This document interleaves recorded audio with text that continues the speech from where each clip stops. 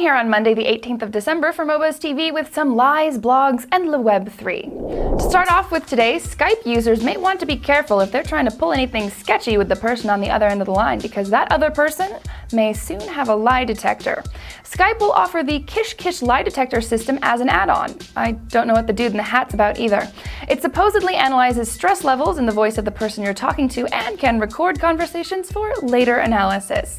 eBay bought Skype a while ago, if you remember, and this application seems to make the most sense in the context of a conversation between a buyer and a seller working out a deal.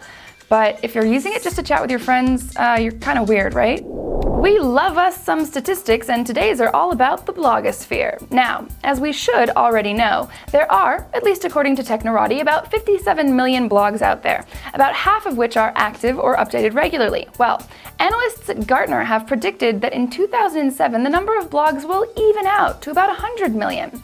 The reason for this leveling is that most people who would blog will have done so by then, and the majority of those won't even keep them active. So it seems that everyone's jumping on the blog wagon, but very few will stay for the ride. The great quote from one of the analysts, though: everyone thinks they have something to say until they're put on stage and asked to say it. Except for me, of course. I could go on forever. In other blog news, it seems US Senator John McCain is proposing some very blog-unfriendly legislature. Basically, he wants to make commercial and personal blogs accountable in the same way that ISPs are for illegal posted material. Kiddie porn, I guess. Even if it's left in the comments section. This includes up to $300,000 fines if they fail to report illegal images or video, or fail to take effective measures, like deleting user profiles of anyone found to be a sex offender. Even stiffer penalties than ISPs face.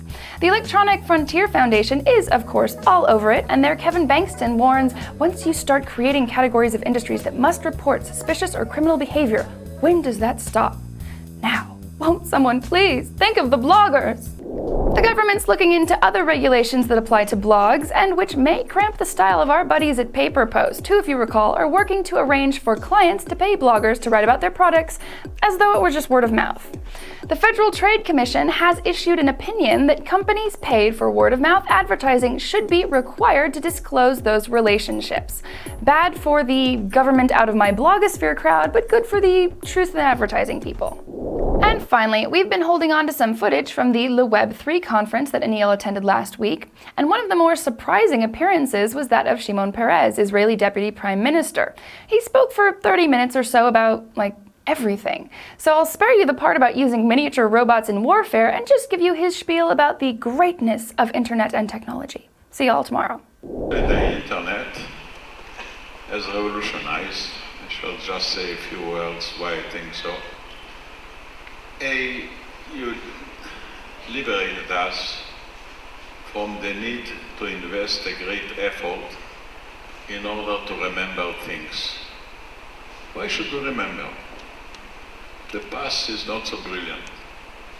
It's full of troubles, of wars. Not only that, why should we waste our intellectual energies to remember?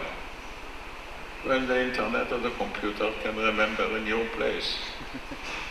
Buy a Google and stop remember. You can get all the information about the past.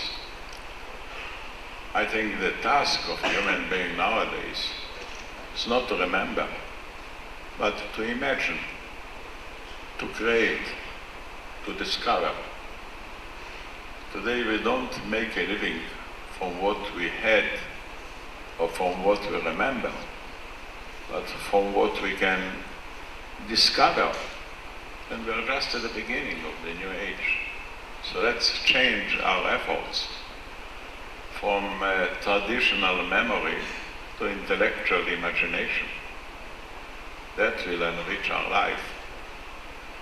Then also I believe that the internet saves a lot of time.